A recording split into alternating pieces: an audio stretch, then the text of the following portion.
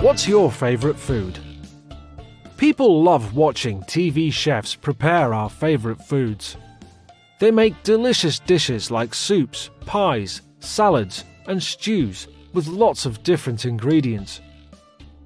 But what are our chef's favourite foods? Jamie Oliver. Jamie has got restaurants all over the UK. He likes using all kinds of ingredients, from meat and fish to special rice.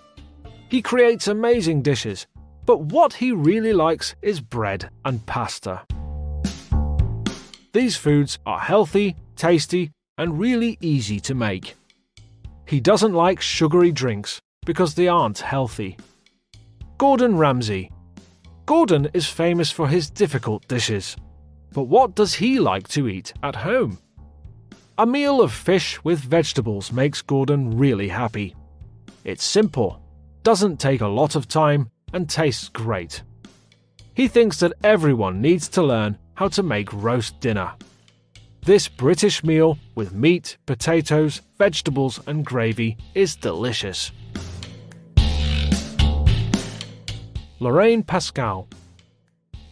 Lorraine writes books about healthy eating. People love her recipes.